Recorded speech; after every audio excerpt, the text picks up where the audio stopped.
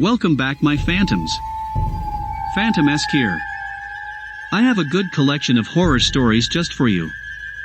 If you like this kind of content, subscribe and turn notification on. Don't forget to turn CC on to read along with the stories. Without further ado, let me creep you out.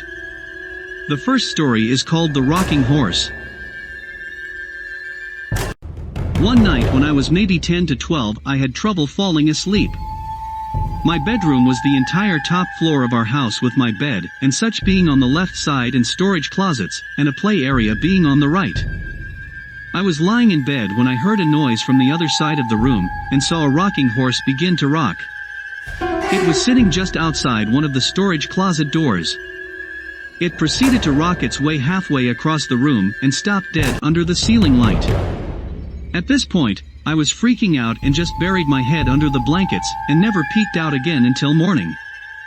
It was all confirmed to not be a dream, as the rocking horse was still in the middle of my room when I woke up. Furthermore, I got a stern reprimand from my parents for being up out of bed playing with my toys well past my bedtime.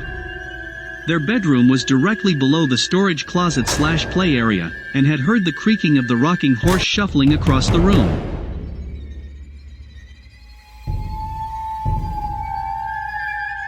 The second story is called You're Not Supposed to Answer. My old coworker had a son that was in his mid-30s, and he had a son named Hunter that was 4 or 5. She said that Hunter would have bad dreams, and that he would sleep with his dad when he got scared. One night his dad woke up because he heard Hunter calling him. But he was calling him by his name, not Dad. So he went to his room, and he was asleep. He woke him up and said, "Hunter, you were calling me. Is everything okay?"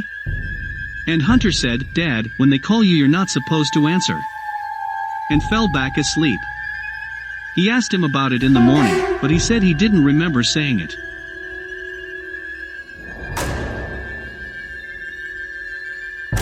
The third story is called Death Came for Him. I was standing in my parents' room, talking to my very sick dad at the time. He was dying of stage 4 esophageal cancer. I got the feeling something was behind me. I looked towards the doorway to the living room, and something about 4 feet 6 inches, and fully black, is peeking around the corner, with its hands on the door frame. I ran towards it, and it slipped back around the door. When I got outside the doorway, there was nothing. My dad was completely confused when I stepped back inside the room. When I tell him, people who stayed at my house in my dad's final days claimed to have seen it. My mom saw the figure on multiple occasions in multiple places until he passed away. We haven't seen it since. Before we continue, I humbly ask you to like the video and subscribe to my channel. It helps the YouTube algorithm.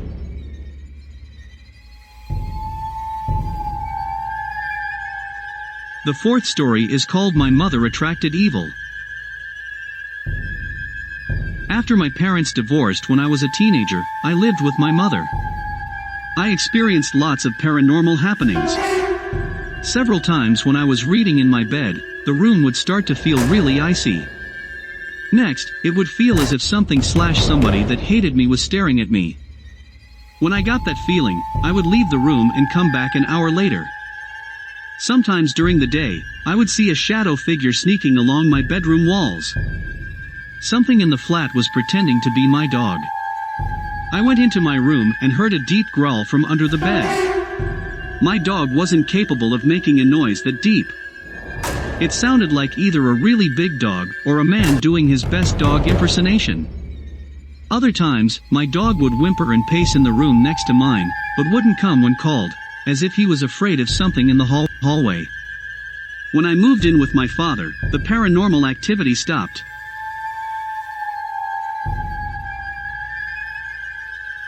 The fifth story is called Evicted by a Ghost. Shortly after college, I got married. We immediately moved into a basement apartment because that's all that was available within our budget. This place had a poltergeist, and my wife was terrified. Whatever resided there with us made it clear it wanted to live alone. Dishes, glasses, and other items would fly off the shelf. My wife was hit several times. There was always an ominous feeling like we were being watched. At night when we walked through the apartment in the dark, there would be insanely bright flashes of light that would illuminate the entire room. One night while we were going to bed, as soon as my wife and I walked into the bedroom, we heard a voice from nowhere say, "My name, move." My wife looked at me, I looked at her. I said loudly, "You've got it, bud." We moved out 2 days later and stayed with family. The old lady who owned the place died a few months later, and the house was torn down. It is still an empty lot to this day, nothing but grass and a tree. I still drive by it every now and again.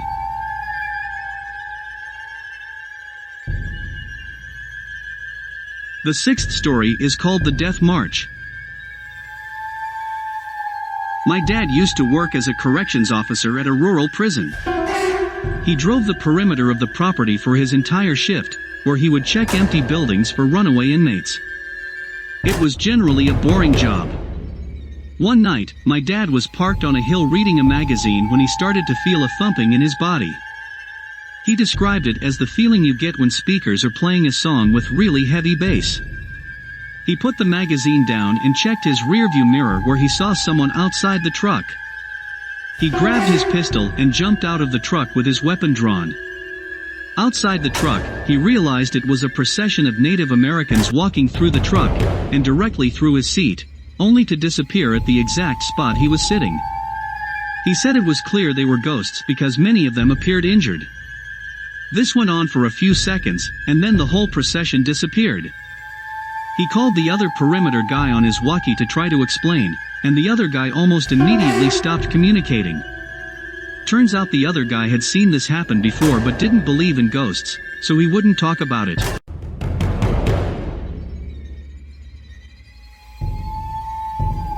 The seventh story is called the Demon's Room. I worked as a forensic nurse in a hospital's lockup unit.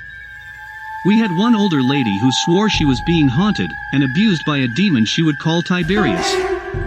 So many crazy things happened while she was on the unit.